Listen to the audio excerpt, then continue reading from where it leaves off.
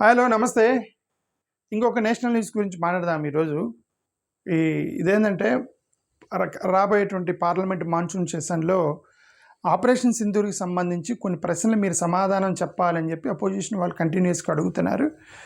Okay, మేము దాని గురించి చర్చిస్తామని నిన్న కిరణ్ రిజిజు పార్లమెంట్కి సంబంధించినటువంటి లీడర్ ఎవరైతే ఉన్నారో యూనియన్ మినిస్టర్, ఆయన మేము చర్చిస్తామని నిన్న చెప్పారు. ఆపరేషన్ సింధూర్ గురించి యాక్చువల్గా 3 ప్రశ్నలు లేవనెత్తుతున్నారు అపోజిషన్ వాళ్ళు. ముఖ్యంగా రాహుల్ గాంధీ 3 ప్రశ్నలు లేవనెత్తారు ఇప్పటికీ. ఆ 3 ప్రశ్నలు నాకు తెలిసిన వరకు రాహుల్ గాంధీకి చాలా క్లారిటీ ఉంది. ఆయన ఎందుకు మాట్లాడుతున్నారు, ఏం మాట్లాడుతున్నారు అని క్లారిటీ ఉంది. అఫ్కోర్స్ ఆయన్ని యాంటీ నేషనల్ అన్నారు, పాకిస్తానీ అన్నారు, ఆయన పాకిస్తాన్కి సంబంధించిన ఏజెంట్ అన్నారు, రకరకాలు. ఇప్పుడు మన ఇండియన్ సిటిజన్ని మనం అపోజిషన్ నాయకుడు అంటే సెకండ్. ఇప్పుడు the first responsible person government అయితే second responsible person is opposition. మన అపోజిషన్ లీడర్ని మనం అలా పిలవకూడదు. ఓకే, ఇక్కడ మన ఆంధ్రప్రదేశ్లో కూడా ఈ అపోజిషన్ పార్టీ వాళ్ళని రౌడీలు, గుండాలు, ఎస్కోబారు, జగన్మోహన్ రెడ్డి గారిని ఎస్కోబారు అది అని పిలుస్తున్నారు. ఓకే, అపోజిషన్లో they all are our Indian సిటిజన్స్ని ఈ విధంగా ఫారెన్ క్రిమినల్స్ నేములు పెట్టి పిలవడం కరెక్ట్ కాదని నా ఉద్దేశం. బట్ ఇట్స్ ఓకే, ఇంకా రాజకీయం అలానే నడుస్తుంది, అలానే పిలుచుకుంటున్నారు, అలానే యాంటీ నేషనల్ అది ఇది అంటున్నారు. సరే, politics, let it go on politics. But ultimately obviously we all the Indians wanted to safeguard the Indian interest and we want to save India, right? Ultimately that is our aim. Okay, సరే, వీళ్ళు discuss చేస్తూ ఉన్నారు. అసలు రాహుల్ గాంధీకి చాలా clarity ఉంది, ఒకసారి వినండి ఆయన ఏమన్నారు. वर्किंग कमेटी में हमारा डिस्कशन हुआ, पूरा समर्थन, full support to our forces. See, you understood, right? Full support to forces అన్నారు. మేము వర్కింగ్ కమిటీలో డెసిషన్ తీసుకున్నాము. So it's very full support to our forces.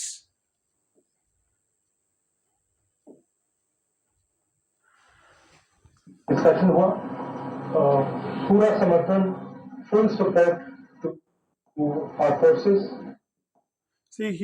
ఇది ట్వీట్ చేశారు, ఏమని? Proud of our armed forces, జై హింద్ అని ట్వీట్ చేశారు. जिन लोगों ने ये किया है, जो भी हैं, कहां भी हैं, they have to pay for this, and they have to pay for it properly, not in some half-hearted way, ऐसे आलतू फालतू तरीके से नहीं. they have to pay for it properly कि इनको याद रहे कि हिंदुस्तान के साथ ये नहीं किया जा सकता है. क्लियर हमने लाइन दी है, यूनानिमस लाइन, कि जो हुआ है एक्सेप्टेबल नहीं है, और पूरा का पूरा ऑपोजिशन 100% सपोर्ट सरकार को देगा. ఏమన్నారు రాహుల్ గాంధీ గారు? ఎవరైతే ఇది పని చేశారో, అంటే టెర్రరిస్టుల గురించి మాట్లాడుతూ ఎవరైతే ఈ పని చేశారో, ఈ ఘాతుకానికి తెగబడ్డారో, ఇన్నోసెంట్ భారతీయ పౌరులు 26 మందిని, మన ఇండియన్ సిటిజన్స్ని 26 మందిని చంపేసిన వాళ్ళు ఎవరైతే ఉన్నారో వాళ్ళు తిరిగి చెల్లించాల్సిందే. They have to pay for it. వాళ్ళ మీద మనం ప్రతీకారం తీర్చుకోవాల్సిందే. అది కూడా ఏది? Full payment. Completely they have to pay for it. In fully they have to pay for it. Very clear, right? టెర్రరిస్టుల్ని ఏదో తూతుమంత్రంగా కాకుండా వాళ్ళు దీనికి ప్రతీకారం మనం చెల్లించాల్సి, వాళ్ళు దానికి పే చేయాల్సిందే టెర్రరిస్టులు అని తనకి క్లారిటీ ఉంది ఒక అపోజిషన్ నాయకుడిగా. ఓకే, కానీ కొన్ని ప్రశ్నలు లేవనెత్తిన తర్వాత ఎందుకు ప్రశ్నలు వచ్చాయి? వీళ్ళు చేసిన, మన నాయకులు చేసిన స్టేట్మెంట్స్, మన అధికారులు చేసిన స్టేట్మెంట్స్ని బట్టి కొన్ని ప్రశ్నలు తర్వాత అడిగారు వీళ్ళు. ఏం ప్రశ్నలు అడిగారు? ఇది జయశంకర్ గారు ఒక స్టేట్మెంట్ చేశారు, తర్వాత ఇంకొక ఆర్మీ ఆఫీసర్ భారతి గారు ఒక స్టేట్మెంట్ చేశారు. వీళ్ళిద్దరు స్టేట్మెంట్స్ తర్వాత ఆయనకు ఒక డౌట్ వచ్చింది, ఆ డౌట్ని అడిగాడు. ఇప్పుడు ఈయన ఏమన్నారు వినండి ఒకసారి. At the start of the operation, we had sent a message to Pakistan saying we are striking at terrorist infrastructure. We are not striking at the military. So the military has an option of standing out and not interfering in this process. They chose not to take. Very clear, right? ఏమన్నారు? Operation start చేయబోయే ముందు మేము పాకిస్తాన్ వాళ్ళకి information ఇచ్చాము, ఇదిగో మీ యొక్క ఏమంటారు terrorist infrastructure మీద మేము దాడి చేయబోతున్నామని పాకిస్తాన్ ఆర్మీకి చెప్పారు ముందుగానే ఫోన్ చేసి. మీరు సైలెంట్గా ఉంటే ఉండండి, లేదంటే మీరు సైలెంట్గా ఉండండి అని అన్నాము. కానీ వాళ్ళు దాన్ని సైలెంట్గా ఉండకుండా మాకు వ్యతిరేకంగా దాడి చేశారు అని చెప్పడానికి ప్రయత్నంలో ఆయన ఏం చెప్పింది, మేము ముందుగానే ఇన్ఫర్మేషన్ ఇచ్చామన్నారు. ఏమంటే అది ఒక దేశం, ఆ దేశంలో టెర్రరిస్ట్ ఉన్నా క్రిమినల్ ఉన్నా సరే వాడే పట్టుకోవాలి. పక్క దేశాల వాళ్ళు వస్తే పక్క దేశాల వాళ్ళు దాడి చేస్తున్నప్పుడు 100% ఆ దేశాలు ఊరుకోవి, అలర్ట్ అవి ప్రతి దాడి చేస్తాయి, రైట్. వీళ్ళు ఈ ఇన్ఫర్మేషన్ ఇవ్వడం వల్లే వాళ్ళు రెడీ. ఎంత ఒక నిమిషం, రైట్. ఇప్పుడు ఆల్రెడీ బోర్డర్లు అందరూ కాసుకొని కూర్చొని ఉంటారు. ఇదంతా డిఫెన్స్ సిస్టమ్ కూడా 24/7 రెడీగా ఉంటారు వాళ్ళు. అలాంటిది మనం ఇన్ఫర్మేషన్ మనం వాళ్ళకి ఫోన్ చేసి ఇన్ఫర్మేషన్ ఇవ్వటం వల్ల ప్రతి దాడి జరిగిందేమోనని అపోనెంట్ నాయకుడు రాహుల్ గాంధీ క్వశ్చన్ చేశాడు. ఓకే, నువ్వెందుకు చెప్పావు ముందుగానే ఇన్ఫర్మేషన్కి, దాడి చేసేవాడికి దాడి చేసేయాలి కానీ ఇన్ఫర్మేషన్ ఎందుకు ఇచ్చావు అనేది అతను రైజ్ చేసిన ఒక క్వశ్చన్ వ్యాలిడే కదా అది. రెండో ఇదే of our adversary, and even though we did attempt to reach out and communicate our compulsions to strike at the heart of terror to my counterpart in the immediate wake of Operation Sindoor, the request was brusquely turned down, I'm sorry. So very clear, right. AK Bharti గారు కూడా ఏమన్నారు, మేము ముందుగానే మా counter పార్టీకి information ఇచ్చాము, మీ terrorist infrastructure మీద దాడి చేయబోతున్నామని అన్నాము, కానీ వాళ్ళు మా రిక్వెస్ట్ని టర్న్ డౌన్ చేశారు అని అంటున్నారు. ఓకే, వాళ్ళు ఎందుకు ఊరుకుంటారు? అసలు టెర్రరిస్టులు పెంచి పోషిస్తున్న వాడే పెద్ద టెర్రరిస్ట్ అయితే. ఓకే, ఇప్పుడు మనం లేచిన దగ్గర నుంచి పాకిస్తాన్ అనేది ఒక టెర్రరిస్ట్ కంట్రీ అని అంటున్నప్పుడు టెర్రరిస్ట్ కంట్రీకి ఫోన్ చేసి నీ మీద దాడి చేస్తున్న వాడు ఎందుకు ఊరుకుంటాడు? వాడు అసలుకే టెర్రరిస్ట్ అయితే. ఓకే, సో ఇది అక్కడ తప్పు జరిగిందనే రాహుల్ గాంధీ ఒక ట్వీట్ చేశాడు. దాని మీద ప్రశ్న చేశాడు. ఇవే మీరు రేపు పార్లమెంట్లో చర్చించాలని పట్టుబడుతున్నారు. దాని గురించే కిరణ్ రిజిజు మేము ఆపరేషన్ సింధూర్ మీద చర్చిస్తాం, బట్ ఇవి చర్చిస్తారా లేదా అనేది ఇక్కడ క్వశ్చన్. ఓకే, ఈయన ఏం ట్వీట్ చేశారు? External affairs minister Jaishankar's silence is not just telling it's damn, so I ask again. అంటే దీనికంటే ముందు ఒకటి చేశాడు, మళ్ళీ రెండోసారి అడిగాడు అనమాట. How many Indian aircraft did we lose because Pakistan knew. ఇది ఇంపార్టెంట్ పాయింట్ ఏంటి? Because Pakistan knew, that is the main point, right. పాకిస్తాన్కి ముందుగానే తెలవడం వలన ఎన్ని ఫైటర్ జెట్లు కోల్పోయామో చెప్పండి అంటే అర్థం. ఎన్ని ఫైటర్ జెట్లు కోల్పోయామని అది లెక్క అడుగుతున్నాడని కాదు కదా అర్థం. మీరు ముందుగానే ఎందుకు చెప్పారనేది క్వశ్చన్. ఒక అర్థం. So this was not a lapse, it was a crime and the nation deserves to truth అనేది ఒక ట్వీట్ చేశాడు అనమాట. ఇప్పుడు దీని గురించి రేపు పార్లమెంట్లో చర్చిస్తారా లేదా అనేది ఇక్కడ క్వశ్చన్. అది ఇంకో నెక్స్ట్ ఏం జరిగింది? Pakistan downed an Indian jet. Can you confirm? I think what is important is that not the jet being down, but why they were being down. Pakistan claims 6 Indian jets were downed. Is it correct in that estimate? Absolutely. ఈయన అనిల్ చౌహాన్ గారు ఈయన సింగపూర్లో కూర్చొని ఇదిగండి మీ పాకిస్తాన్ వాళ్ళు మీ fighter జెట్స్ని కూల్చారట కదా అని అంటే ఈయనేమన్నారు, ఎన్ని కూలటం అనేది ఇంపార్టెంట్ ఇష్యూ కాదు, ఎందుకు కూలింది అనేది ఇంపార్టెంట్ అన్నాడు. పాయింట్ 1. ఓకే, పాయింట్ 6 కూలిపోయినాయంట కదా, 6 కూలిపోయినాయంట కదా అని అంటే ఈయనేమన్నాడు, అది తప్పు, నంబర్ తప్పు, అది 6 కాదు అంటే ఎందుకు కొన్ని కూలిపోయినాయి చెప్పినట్టే కదా అర్థం. ఆ నంబర్ తప్పు 6 అనేది. బట్ ఇంకోసారి చెప్తున్నాను, కూలిపోవటం అనేది ఇంపార్టెంట్ కదా, ఎందుకు కూలిపోయినవి అని కొన్ని పొలిటికల్ మిస్టేక్స్ జరిగాయి అని వీళ్ళు నేషనల్ మీడియాలో కూర్చున్నప్పుడు మరి అపోజిషన్ లీడర్ ఈ పొలిటికల్ డెసిషన్స్ని ప్రశ్నిస్తారు కదా, వాటిని ఇప్పుడు పార్లమెంట్లో చర్చిస్తారా లేదా అనేది ఇష్యూ ఇప్పుడు. Incorrect, and that is not information which I said is important. What is important is why they were down. We are in a combat scenario, and lessons are a part of combat. So it's very clear, right. Losses are part of our combat అన్నారు. అంటే కొన్ని పోయినాయి అని చెప్పారంట. ఇక్కడ చూడండి, Indian defence అటాచీ కూడా వేరే దేశంలో ఎక్కడో మరి టర్కీలోనో కరెక్ట్ గుర్తులేదు, ఇండోనేషియాలోనో కరెక్ట్ గుర్తులేదు. బట్ వేరే దేశంలో కూర్చొని ఈ స్టేట్మెంట్ చేశారు ఏమని, IAF last fighter jets to Pakistan because of political leadership constraints. రాజకీయ నిర్ణయాల వల్లనే కొన్ని ఫైటర్ జెట్స్ని కోల్పోయామని ఆయన అక్కడ కూర్చొని అన్నారు. ఇప్పుడు ఇవన్నీ అన్నారు కాబట్టి వీళ్ళు క్వశ్చన్ చేశారు. ఓకే, ఇది అగైన్ ఇంకోసారి అడుగుతున్నాను, ఎన్ని ఫైటర్ జెట్స్ పాకిస్తాన్ ముందుగా మీరు उधर చెప్పడం से వల్ల ट्रंप పోయినాయి? ने एक इशारा किया, फोन उठाया, कहा मोदी जी क्या कर रहे हो?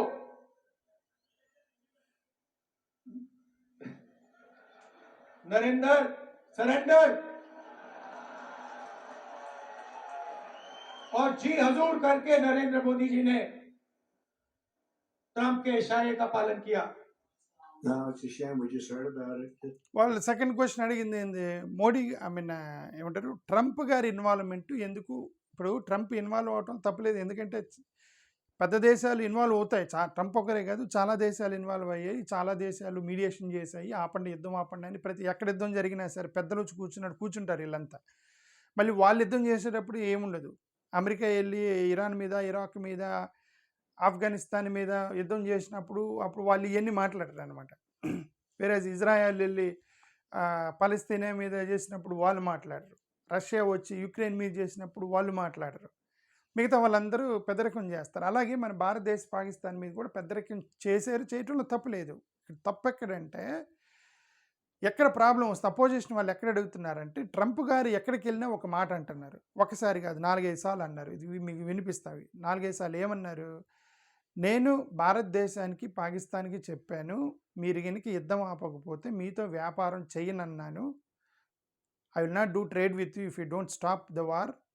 So they stop the war. అంటే నేను బెదిరించాను కాబట్టి ఆపారు అన్నట్టు ఆ వర్షన్, ఆ టోన్లో మాట్లాడుతున్నారా అని ఎక్కడికి వెళ్ళినా సరే. దాన్ని అపోజిషన్ వాళ్ళు అడుగుతున్నారు, మీరు బెదిరించారు కాబట్టి మీరు ఆగిపోయారు అనేది వాళ్ళ వర్షన్. ఒకసారి వినండి, ట్రంప్ గారు ఎన్నిసార్లు ఎక్కడెక్కడ అన్నారు వినండి ఒకసారి. Says we were walking in the doors of the Oval. It's a really great job.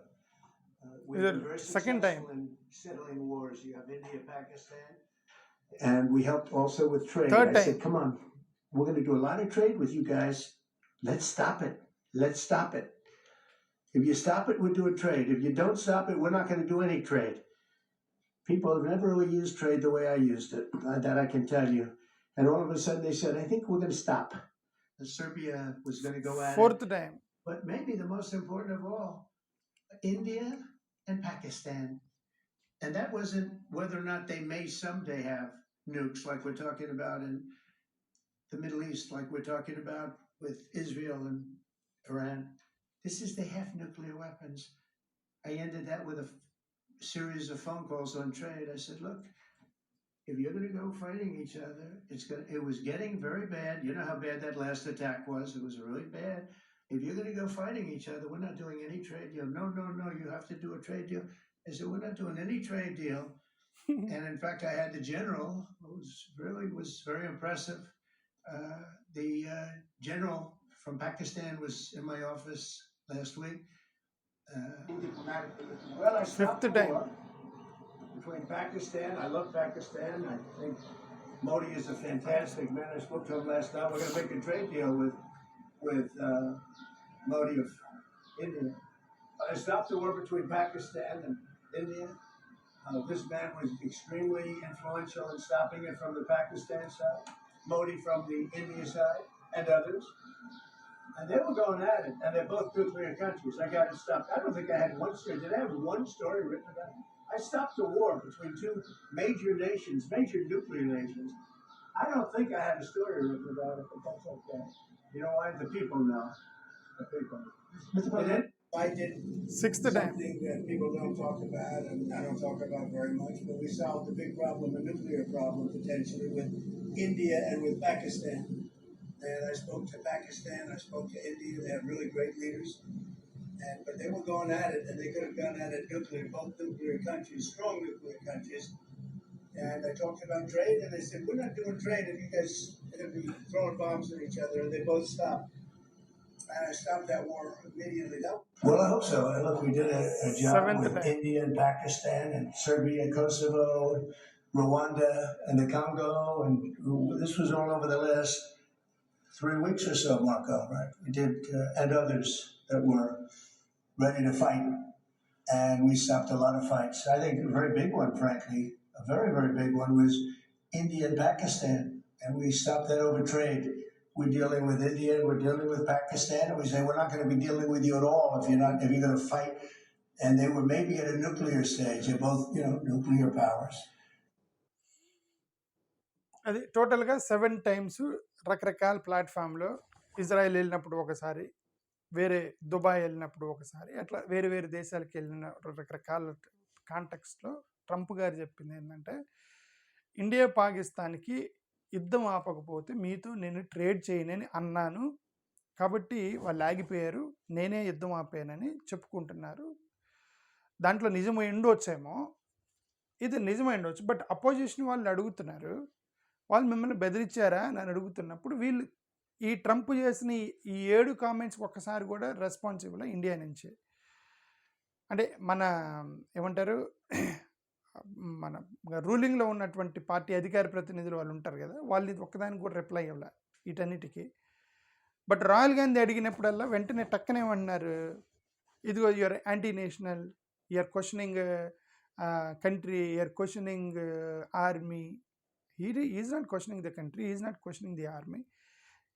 His opposition leader is asking about the approaches of the ruling party. అదే కదా ఆయన అడుగుతుంది. మీరు ముందుగా ఇన్ఫర్మేషన్ ఇవ్వడం పొలిటికల్ డెసిషన్, అది ట్రంప్ గారిని involve చేయాలా లేదనేది పొలిటికల్ డెసిషన్. అది ఆ పొలిటికల్ డెసిషన్ వీళ్ళు క్వశ్చన్ చేస్తున్నారు. ఇప్పుడు ఇవన్నీ రేపొద్దున పార్లమెంట్లో అడుగుతారని, ప్రశ్నిస్తారు అని పార్లమెంటులో.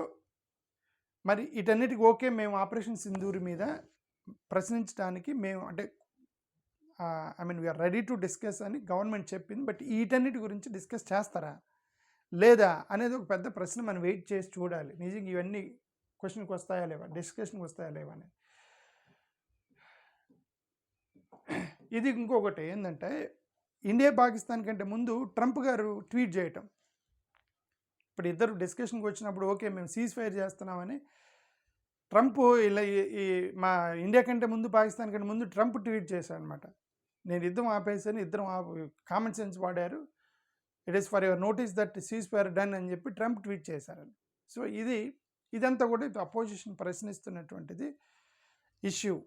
ఎందుకంటే ఇది గ్లోబల్ ప్లాట్ఫామ్లో మేము బెదిరించాము, యుద్ధం ఆపకపోతే ట్రేడ్ చేస్తామని అంటున్నారు. అది ఇండియన్ ఇమేజ్ని దెబ్బతింటుంది గ్లోబల్ ప్లాట్ఫామ్లో అనేది అపోజిషన్ వాళ్ళు అడుగుతున్న ప్రశ్న. దిస్ క్వశ్చన్ డిస్కస్ చేస్తారా లేదా పార్లమెంట్లో అనేది చూద్దాం. థ్యాంక్ యూ, నమస్కారం.